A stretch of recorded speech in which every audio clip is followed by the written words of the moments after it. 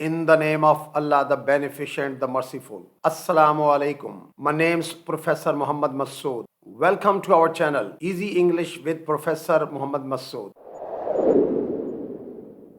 इस वीडियो में हम कॉजेटिव सेंटेंसेस के बारे में सीखेंगे। लैंग्वेज में इनका बहुत अहम किरदार है। अक्सर हम काम खुद नहीं करते बल्कि किसी दूसरे से करवाते हैं। जब हम काम खुद ना करें बल्कि किसी दूसरे से करवाएं तो ये सेंटेंसेस कॉजेटिव होंगे। अच्छा, ये भी दो तरह के होते हैं, यानी जब काम करवाने वाले का और करने वाले दोनों का पता हो, या फिर जब काम करवाने वाले का तो इल्म हो लेकिन करने वाले का इल्म ना हो, लेकिन होंगे ये दोनों कॉजेटिव। लेकिन आज की इस वीडियो में हम जो जुमले सीखेंगे उसमें हमें काम करवाने वाले का तो इल्म है लेकिन करने वाले का इल्म नहीं है। जब काम करवाने वाले का इल्म हो और करने वाले का इल्म ना हो, यानी इसको पहले इनकी सेंस को समझ लीजिए कि उर्दू में ये किस तरह के जुमले होते हैं।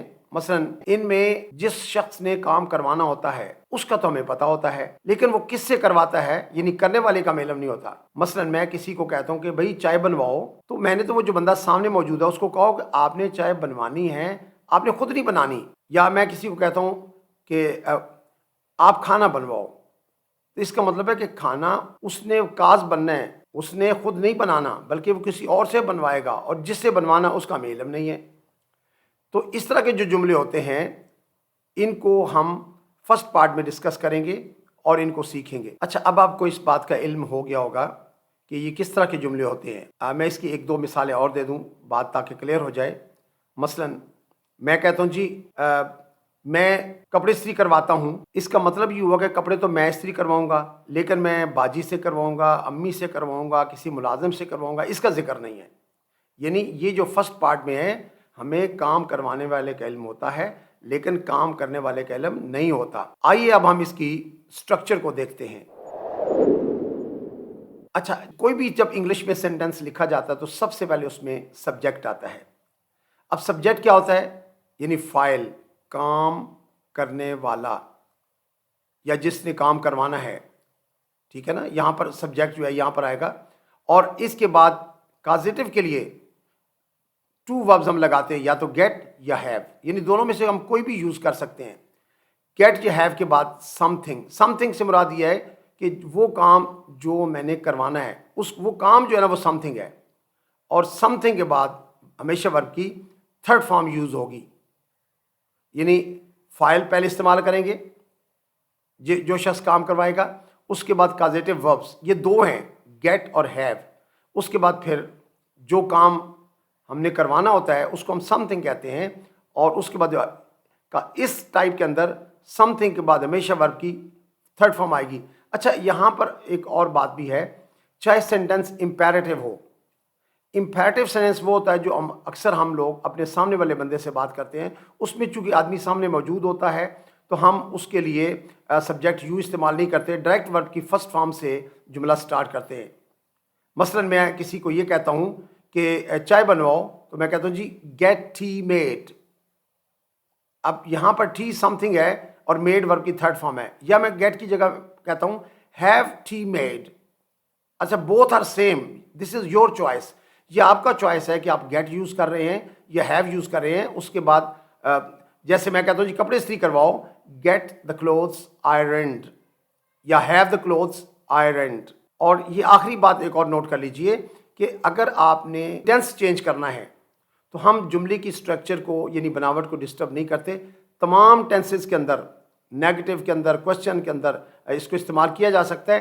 टेंस के लिए सिर्फ और सिर्फ गेट या हैव को हम जो चेंज करते हैं। यानी अगर गेट की जगह आप गॉट लगा देते हो, जैसे मैं कहता हूँ जी मैं कपड़े इस्त्री करवाता हूँ, I get the clothes ironed, मैंने कपड़े इस्त्री करवाए, I got the clothes ironed, यानी वर्ब की सेकंड फॉर्म लगा दी है। या I have the clothes ironed, या फिर I had the clothes ironed, यानी हैव की सेकंड फॉर्म हैड इस्तेमाल करेंगे तो ये सिंपल पास्ट टेंस बन जाएगा। या अगर आप कंटिन्यूस पे ले जाना चाहते हैं तो I am getting the clothes ironed या I am having the clothes ironed, यानी आपने गेट और हैव से टेंस को चेंज करना है। अच्छा, एक पॉइंट वैसे भी ज़हन में रखिए कि जब भी किसी सेंटेंस के अंदर हमने टेंस को चेंज करना होता है या जुमले को नेगेटिव या क्वेश्चन बनाना होता है तो फर्स्ट वर्ब को ही हम चेंज करते हैं, हम पूरे सेंटेंस को डिस्टर्ब नहीं करते, ना ही उसको चेंज करते हैं। जब फर्स्ट वर्ब चेंज हो जाएगा the whole sentence will be converted, पूरा सेंटेंस तब्दील हो जाएगा।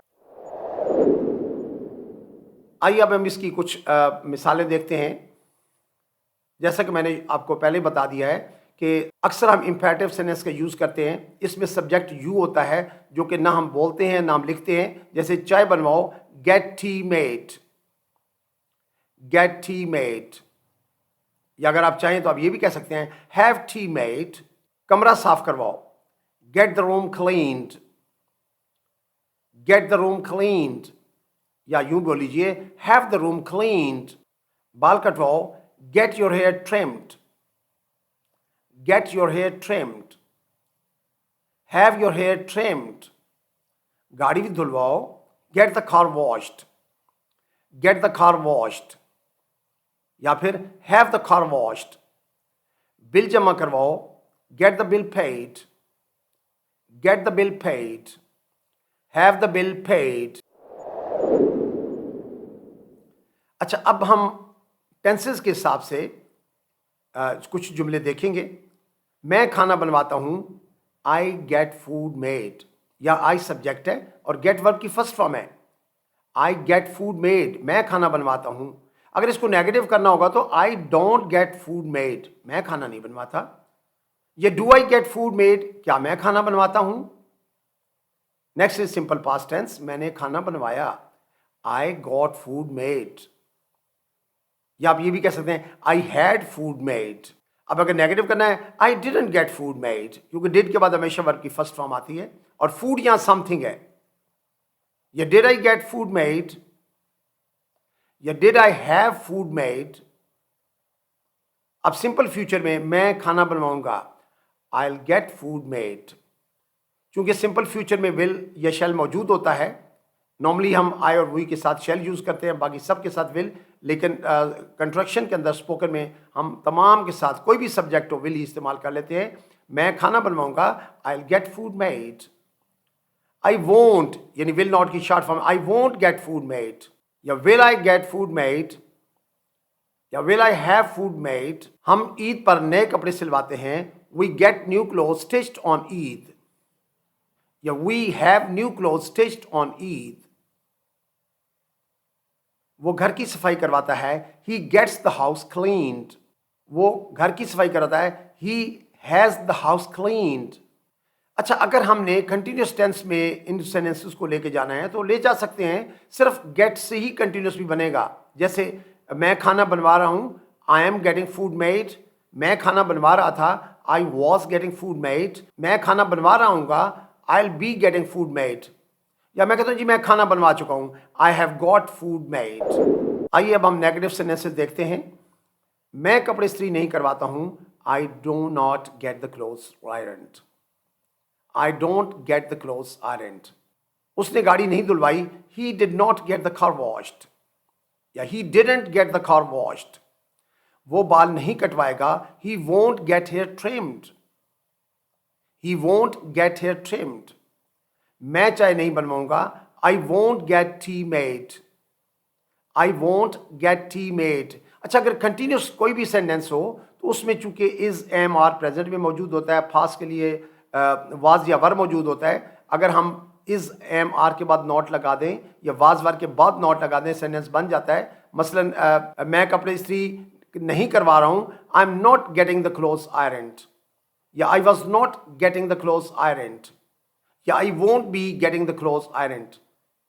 या I have not got the clothes ironed, यानी मैं कपड़े इस्त्री नहीं करवा चुका हूँ। परफेक्ट के अंदर भी आपके पास हैव, हैज, हैड मौजूद होते हैं, तो अगर उनकी फौरी बात अगर आप लोग नॉट इस्तेमाल करते हैं फिर नेगेटिव बन जाता है। लेकिन जो फ्यूचर परफेक्ट टेंस होता है उसमें हमेशा विल के बाद ही नॉट लगता है। जैसे उसने गाड़ी नहीं धुलवाई होगी, he won't have the car wash, यानी विल के फौरन बाद नॉट आएगा हैव से पहले। आइए अब हम क्वेश्चन के कुछ सेंटेंस देखते हैं। क्या आप गाड़ी धुलवाते हैं? Do you get the car washed? Do you get the car washed? Do you have the car washed? वो क्यों जूते पॉलिश करवाता है? Why does he get the shoes polished? Why does he get the shoes polished? Why does he have the shoes polished? क्या उसने कमरा साफ करवाया? Did he gate the room cleaned? یا did he have the room cleaned, کیا وہ کھانا بنوائے گا, will he get the food made, یا will he have the food made. آپ نے نیا سوٹ کب سلوایا, when did you get the new suit stitched, when did you get the new suit stitched, یا when did you have the new suit stitched. جی تو you must have noted, آپ نے یہ بات دیکھی ہوگی کہ یہ وہ جملے تھے جس میں ہمیں کام کروانے والے کا تو علم تھا لیکن کرنے والے کا علم نہیں تھا. اس جو پارٹ میں ہم نے سینٹنس پڑھا ہے اس میں ہم نے گیٹ یا ہیو کا استعمال کیا ہے, اور اس کے بعد سم تھنگ یعنی جو کام ہوتا ہے اس کا ذکر کرتے ہیں, اس کے بعد ہمیشہ ورب کی تھرڈ فارم یوز کرتے ہیں. اگر کسی سے یہ پوچھا جائے اس کی انگلش کریں کہ چائے بنواؤ, تو یہاں وہ اکثر اسٹوڈنٹ جو ہیں وہ ذہنی طور پہ کنفیوز ہو جاتے ہیں, وہ سوچ ہوتے ہیں میک ٹی یا پریپیئر ٹی, وہ اس طرح کے سینٹنس بتانا شروع کر دیتے ہیں. ایسا نہیں ہوتا ہے. اس میں جو کازیٹیو وربز ہیں یعنی گیٹ یا ہیو, ان میں سے کوئی ضرور ایک لگا کے آگے ہم نے یعنی جو سم تھنگ یعنی جو چیز ہوتی ہے وہ لگانی ہے, اور اس کے بعد تھرڈ فارم لازمی یوز کرنی ہے. جیسے کہ میں نے شروع میں امپیریٹو سینٹنس کی ایگزامپلس دی تھیں کہ get tea made, something یہاں پر جو ہے نا وہ ٹی ہے اور میڈ ورب کی تھرڈ فارم ہے.